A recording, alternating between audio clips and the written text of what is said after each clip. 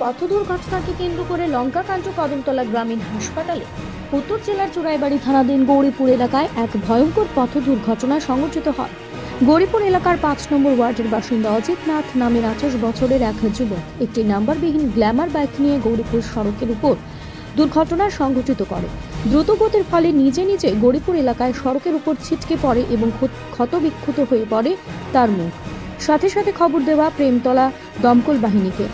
দমকল বাহিনীর কর্মীরা ঘটনাস্থল থেকে আহত যুবককে কদমতলা গ্রামীণ হাসপাতালে নিয়ে আসেন। কদমতলা গ্রামীণ হাসপাতালে কর্তব্যরত চিকিৎসক গুরুতরভাবে আহত যুবকের অবস্থা আশঙ্কাজনক দেখে ধর্মনগর জেলা হাসপাতালে রেফার করেন। জানা গেছে, দুর্ঘটনা আহত যুবকের নাক সম্পূর্ণ ভেঙে যায়। আহত যুবকের পরিবারের সদস্যরা কদমতলা গ্রামীণ হাসপাতালের অ্যাম্বুলেন্স দিয়ে রোগী নিয়ে যাবার জন্য কর্তব্যরত চিকিৎসক তথা কদমতলা গ্রামীণ হাসপাতালে এমওআইসি ডক্টর অরুণাভ চক্রবর্তীকে আবেদন করলে উনি জানান কদমতলা গ্রামীণ হাসপাতালে অ্যাম্বুলেন্স নেই। পরে রোগীর আত্মীয় পরিজনরা কদমতলা গ্রামীণ হাসপাতালে একটি ঘরের ভেতরে তালাবন্দি অবস্থায় রাখা অ্যাম্বুলেন্সটি খুঁজে বের করেন এবং চিকিৎসক অরুণাভ চক্রবর্তীকে জিজ্ঞেস করলেন। উনি জানান ওই অ্যাম্বুলেন্সটির কোনো ধরনের রেজিস্ট্রেশন নেই।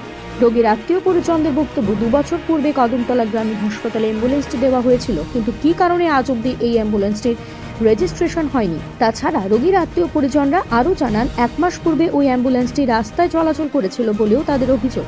তাহলে 2 বছর বিনা কাগজপত্র কিভাবে একটি সরকারি দপ্তরের অ্যাম্বুলেন্স চলাচল করলো? সেই বিষয় নিয়ে দুর্ঘটনায় আহত রোগীর আত্মীয় পরিজন ও হাসপাতালের অন্যান্য রোগীরা ডক্টর অরুণাভ চক্রবর্তীর সামনে প্রতিবাদ শুরু করেন। এমনকি সকল রোগীরা অ্যাম্বুলেন্সের সামনে গিয়েও বিক্ষোভ প্রদর্শন করেন।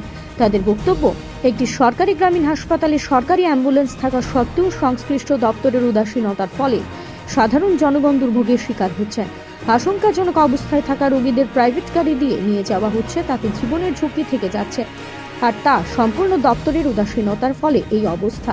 সরকারি হাসপাতালে সরকারি অ্যাম্বুলেন্স থাকা সত্ত্বেও প্রাইভেট গাড়ি দিয়ে জীবনের ঝুঁকি নিয়ে রোগীদের নিয়ে যাচ্ছেন কদমতলা কুর্তি বিধানসভা ও বাগবাসা বিধানসভার জনগণ।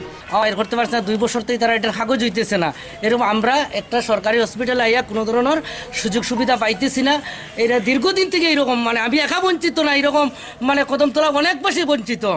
এইরকম ডাক্তার মিলে না, গাড়ি মিলে না, অ্যাম্বুলেন্স মিলে না, কোনো কিছু পাওয়া যায় না। এই ধরনের ত্রিপুরাবাসী কী করতেছে, বড় বড় এই তোমার মন্ত্রী মিনিস্টার কী করতেছে, কেন আমরা কিচ্ছু সুযোগ সুবিধা পাইতেছি না। ডাক্তারের কি নাম? অরুণাভ চক্রবর্তী। উনি বর্তমানে চার্জে আছেন এখানে, কিন্তু উনি বলছেন উনি অ্যাম্বুলেন্স দিতে পারবেন না। ওনার কি 2 বছর ধরে এটার কাগজ হচ্ছে না। আর সে ব্যাপারে সংশ্লিষ্ট দপ্তরের ঊর্ধ্বতন কর্মকর্তারা কোনো উদ্যোগ গ্রহণ করেননি।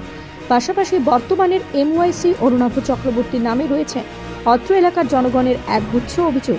এখন দেখার বিষয় কদমতলা গ্রামীণ হাসপাতালের এমওআইসির সংশ্লিষ্ট দপ্তর এই অ্যাম্বুলেন্সটি রেজিস্ট্রেশন করে জনগণের জন্য উপযোগী করে তোলেন কি না, সেটাই এখন লাখ টাকার প্রশ্ন। ব্যুরো রিপোর্ট, আকাশ ত্রিপুরা।